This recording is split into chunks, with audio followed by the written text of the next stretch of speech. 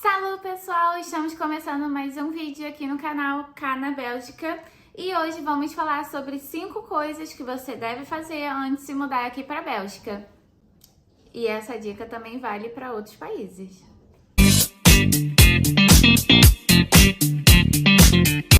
Primeiro de tudo, vão lá, se inscrevam no meu canal, já compartilha esse vídeo e dá o seu like aqui para mim, que vai me ajudar bastante. Bom, a primeira dica que eu dou hoje é para você pesquisar sobre os outros processos de imigração que as pessoas disponibilizam aqui no YouTube e no Instagram também. Mas não se prenda só a uma pessoa, veja todas as possibilidades que vocês têm, porque cada processo ocorre totalmente diferente, às vezes pode ser a mesma coisa, mas sempre vai ter uma coisinha ou outra que será diferente. Então, se você souber o máximo possível, isso vai te ajudar no seu processo imigratório. Além disso, você vai ter noção do quanto você vai gastar ou deixar de gastar referente aos vídeos que as pessoas postam, falando sobre mercado, sobre a IKEA, que é uma loja de imóveis, sobre qualquer outra coisa, farmácia também tem vídeos sobre isso, e eu vou estar trazendo aqui também depois, porque os preços variam muito, ainda mais depois do que está acontecendo na Rússia e na Ucrânia. O preço pode variar muito com relação à luz, a gás, enfim, eu vou estar atualizando os vídeos aqui para vocês. E com relação a preços, aí vai a segunda dica, que é: faça um planejamento financeiro. Primeiro, planeje quanto você irá trazer. Então, você pode usar sim a base dos outros vídeos, apesar de estarem um pouquinho defasados, como eu disse, o que está acontecendo aqui na Europa e em volta afeta muito. Então, eu, Karine, fazia isso nas empresas que eu trabalhava para fazer planejamento de budget e faço também na minha vida, que é o que é despesa, custo, gasto, eu planejo para mais. Então, se eu ver um vídeo que a pessoa fala que gasta 50 euros por mês em gás, eu vou planejar para 100 ou 80 no mínimo.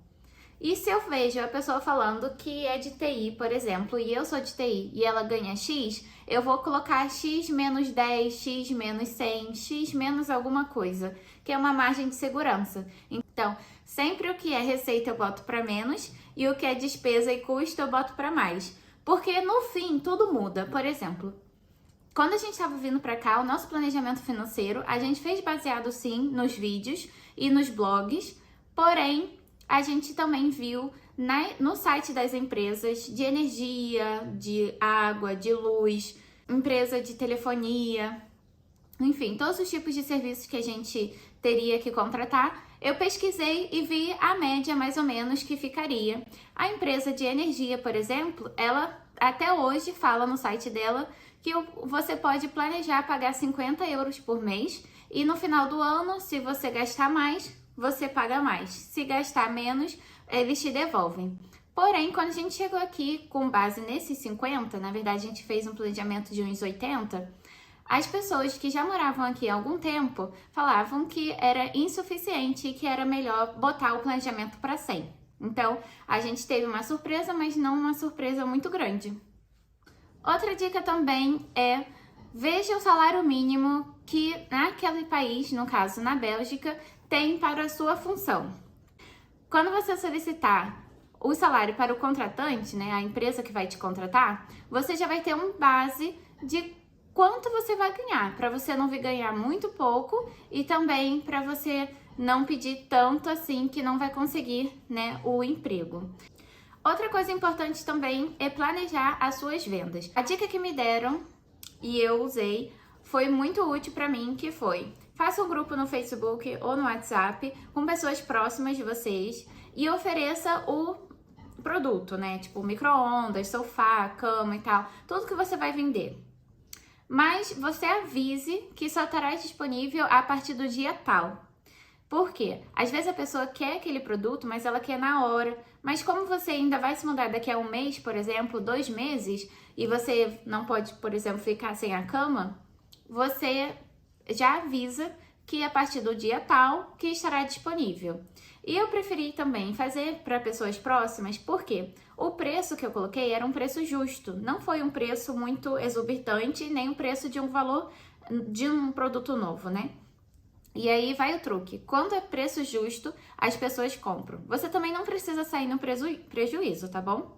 O que eu fiz? Eu peguei aquele produto que eu ia vender, olhei no Google para ter noção do quanto ele estaria valendo, ou então um produto similar, se ele não tivesse mais sendo vendido. E como a maioria das coisas a gente comprou pela internet, a gente tinha as notas fiscais nos e-mails. Então eu olhei quanto eu paguei, olhei o tempo que eu usei e olhei também o valor que ele estava atualmente. E aí eu fiz a base do meu valor para ser vendido, né? Você tem que ter em mente que aquele produto foi usado e que ele não tem mais o mesmo valor que tinha de um novo, né? Outra dica também é treine algumas palavras, principalmente palavras educadas, tipo bom dia, boa tarde, boa noite, muito obrigada, por favor, e na língua que você vai estar falando no país. Por exemplo, a gente veio para a Bélgica tem 3 línguas oficiais. Então, é francês, neerlandês e alemão. Porém, alemão é muito distante, você não encontra muitas pessoas aqui em Bruxelas, especificamente, falando alemão. Mas você encontra neerlandês e francês. Eu escolhi aprender palavras em francês porque é mais fácil de ser lembrado.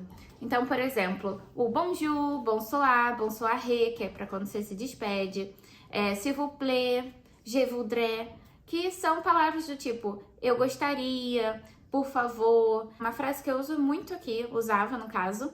Agora que eu tô aprendendo francês, eu tô um pouquinho, meio cara de pau para arriscar mais palavras em francês. A frase que eu mais utilizava era excuse-moi, licença. Est-ce que vous parlez anglais? Você fala inglês?